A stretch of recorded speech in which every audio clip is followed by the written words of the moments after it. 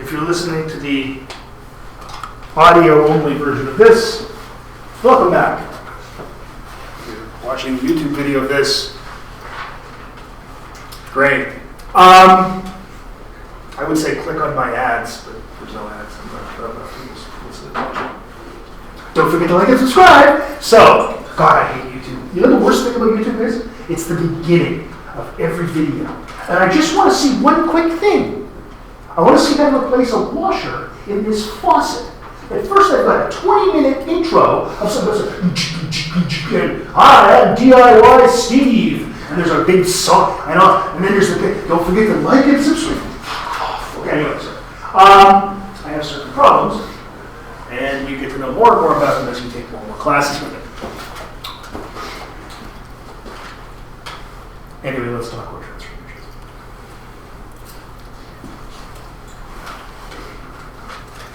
Don't punch it.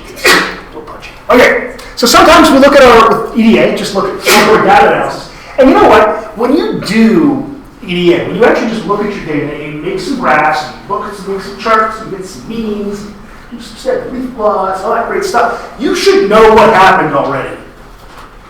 A PhD advisor had this great expression. She'd say, stats are there to confirm what you already know.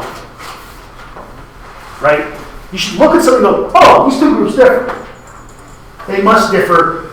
We have to do the stats to confirm it, but I should be able to see out the pattern in my data to know what happens. And I know when people do their thesis with me, the first thing I say to them is, let's just show me some graphs. So let's see some graphs, just some graphs. Let's look at it first. We'll do the stats later. Right? Then you do the ANOVA and you get nothing. It's like, no, the groups are not there.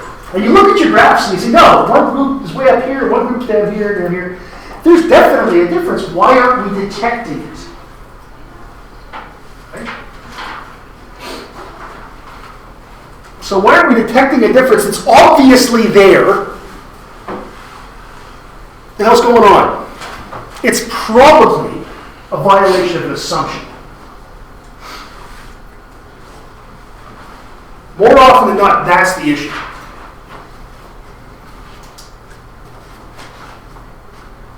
And this is one of these cases, and it's not just undergraduate students. I've seen this, professional people do this thing, where they say, that looks like a difference, but it really isn't. It's like, no, I see the damn difference. It means you probably violated an assumption. And I always come to these biology/psychology honors thesis thing in March. We call ourselves at the School of Life Science and the Environment. Come to that. Here's some talks. And you'll see me doing this. Can you go back to your data slide? Because I was with, yeah, you have a difference. There's a difference there. Don't say there's nothing there. And very annoying. Very annoying. But I usually say things like, don't those error bars look really different? Because it's usually a violation of the assumption of homogeneity of variance. And I say, there's a way to fix this, and you probably will find a difference. It's usually a variance problem. What's the rule of thumb? Is one, typically. It starts to fall apart. The math behind this falls apart when the variances are about 4 times different from each other. That's just a rule of thumb. Before that, you can violate the assumption. After 4, it starts to get like, yeah, the math stops working, really. We know that through Monte Carlo simulations. Oh, that's a nice transition. Look at that. What can be done? What is to be done, as Vladimir Lenin said in a famous revolutionary pamphlet? Yes, I just wanted Lenin. Well, we can transform our data. In other words, we're going to do some mathematical operation on the numbers.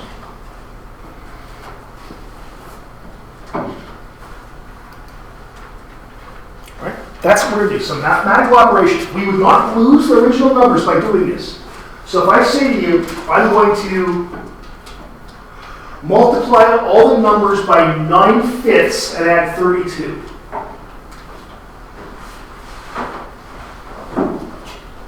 And you're saying, what? That doesn't seem right. Actually, it is so. It's fine. In fact, do you know what would happen if I multiplied numbers by 9/5 and added 32? No, what do I, you know what I'm actually doing there? When I multiply times 9 fifths and I have 32? I'm turning Celsius into Fahrenheit. Do you think that Fahrenheit, when you hear from Sioux, Michigan radio stations, do you think it's any less a temperature scale than Celsius? It's a weird, bizarre temperature scale where, oh, it's 32, and now it's 126. I mean, look, it's weird. But it's still a temperature scale. It's like when you go on Amazon.com instead of .ca, you see that something's $26, you're like, okay, that's $40 an hour. It's still just money, right? It's a transformation. That's all you've done is a transformation. No one has a problem with that, right? So all you're doing there is you're just changing the scale of measurement when you do a transformation. You're changing the scale of measurement. So that's cool. What's wrong with that? Right? So just do that. That's all we're doing here is changing the scale. And I'll tell you, I often suggest people do transformations when I review articles for journals, and I get a lot of pushback from editors who are like, you can't just tell them to do that. It's like, it's the same numbers. You're not doing anything wrong. All right. So you're just changing the units. That's all you're doing.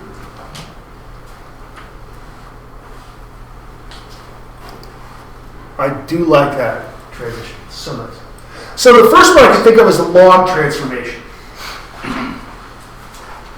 You remember learning logarithms in school? High school math? Yeah, some of you did. Right? So what this does is it pulls down big numbers more than small numbers. You know what logarithms are? If you say, tell me if you know it. I can teach it to you in 45 seconds. Yeah, you all know what logarithms are? Do you really?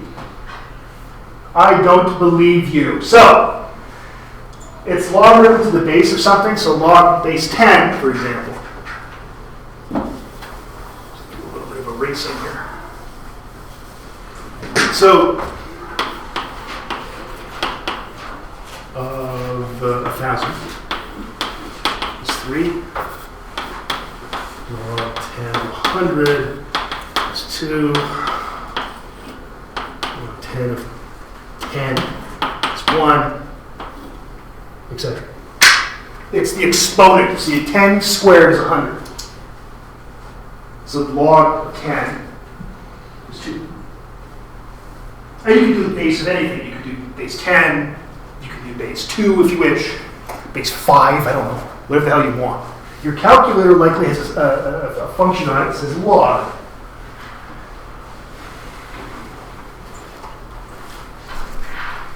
And what this does, you can see it pulls down big numbers a lot more than it pulls down small ones. You might say, there can't be a scale like measurement like that. Yeah, sure there are. You ever heard of decibels? Right? 80 decibels is 10 times louder than 70 decibels. It's a log scale. The Richter scale. The Richter scale of, for earthquakes. So a 5 on the Richter scale, you'd feel it. 6, buildings collapse. It's 10 times more shaky. So we've had earthquakes here, for example, earthquake here about 8, 9, 10 years ago. It was very small. It was a 4 point something. It was enough that I remember sitting at home going, that's weird. That's about it. And you know that one with Japan with the Fukushima and all that? It was like a 7 point something. So it was like 1,000 times more. So you go, oh, I've been through a 4. A 4 is nothing. If you live in somewhere like Sudbury, in the right part of town, you might feel something that's around 4 all the time because they're blasting stuff. However, a 7, thousands of people die. So it's a long scale. Okay. So log units are not some weird thing. In fact, you'll see them a lot in drug studies a lot of times. Binding efficiency to receptors, things like that, tend to be better log scales. So exponential curves like reaction time. Reaction time goes like that. Well, let's straighten it out. Oh, by the way, you can't take negative Well, you can't take the log of 0. That doesn't exist. You do the log of 1, and even between 0 and 1, you can't take the log of 0. What do you do with that negative number? Just add a constant. Add 5 to all of them or something. Okay? And the logarithm, the base we use, doesn't tend to be 10. We tend to use e, which is it's a mathematical constant. It's the base of the natural logarithm. It's roughly 2.71828. Why does it work that way? Nature's like that. It's like, remember the formula for the normal distribution had e. Okay? So it's just 2.7182. So you would use, like, if it's got a negative value, log of x plus k. So if you have a key on your calculator, it might say ln, or it's often pronounced ln, which is the log of the log base e. Okay? How about square root? Take the square root of all your numbers. You know what square roots are. This is used a lot with counted data. I'm not going to get into why this works with counted data. In other words, there's 8 of these and 12 of these. You're going to compare how many times. So it's something like, how many words did you recall? If you want to use a great example, we use a lot in psychology.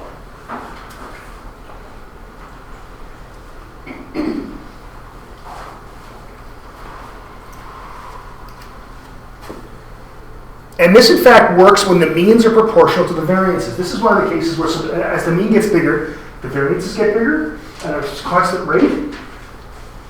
You can fix that by taking the square root of all your numbers.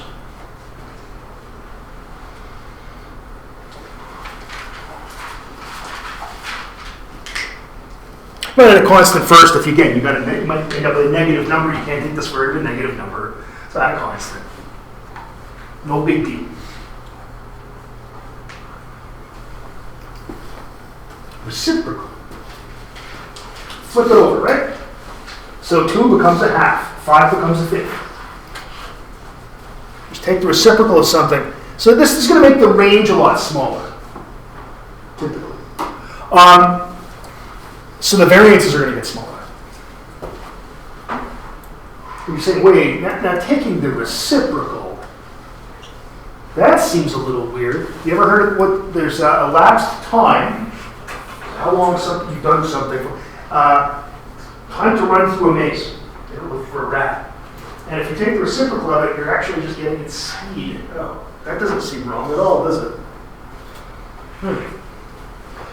They're both measures of how long it takes to do that, quickness. Right? And in fact, a lot of times when you're doing elapsed time to complete a task, you just take the reciprocal. As a matter of course. So latency is almost always you end up having to do this. Just turning time into speed. Okay?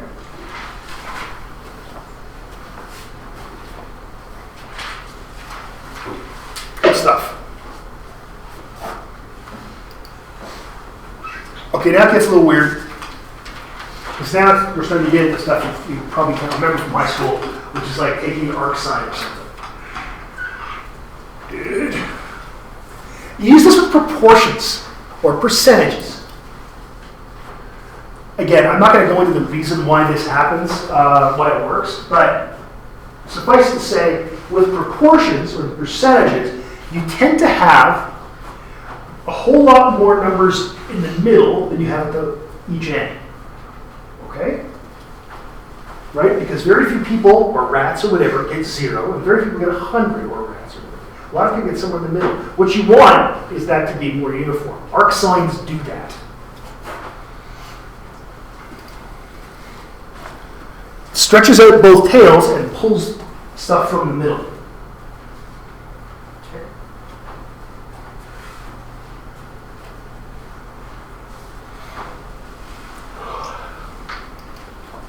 And it's actually not just the arc sine. It's 2 times the arc sine's square root. So you take the x value, whatever the value is you got for your dependent variable, you multiply, or so you take the square root of that value, and then you take the arc sine of that value and multiply it times 2.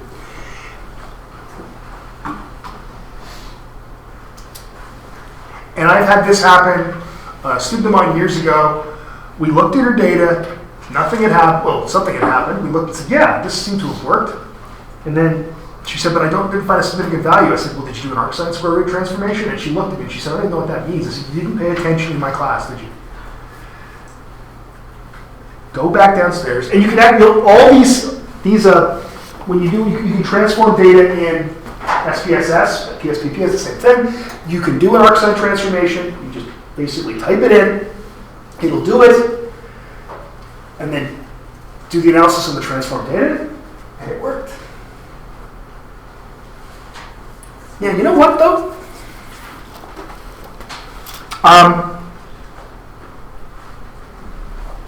I don't know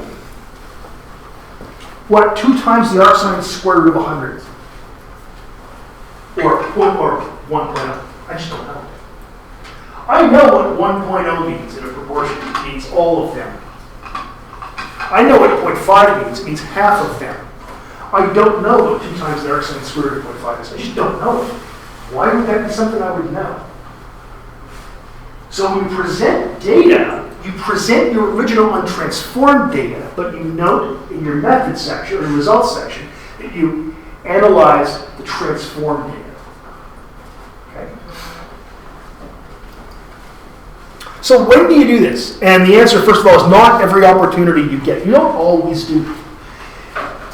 And I've had that discussion with people too. My PhD advisor said, aren't you doing a square root transformation because you have counted data? And I said, I didn't have to, didn't need to. And she said, people always do it. I said, yeah, but it makes everything a little more complicated, and it worked out fine, so there's no reason to do it. And she trusted me because I was better at stats than her. It's the one thing I was better at than her. So that's fine. So you do it if the variances are messy. It can't fix shitty research design. So it can't fix violation of the independence of observations. It can't fix that. It can't fix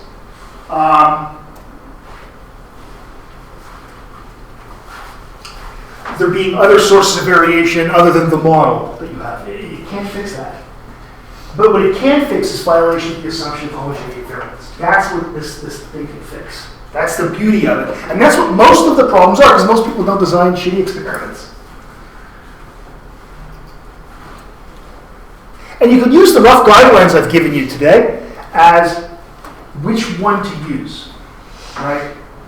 So there are, you've got proportions, do this. 2 times arcsine square root. Oh, you've got counted, use square root. Oh, you've got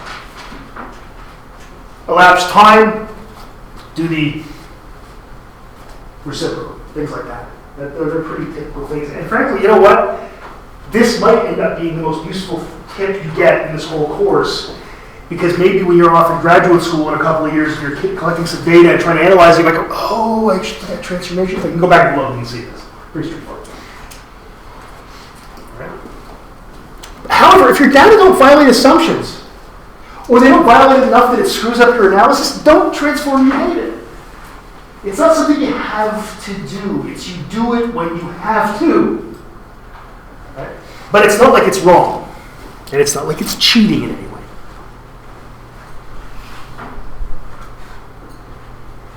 And you always, as I said, present the untransformed data.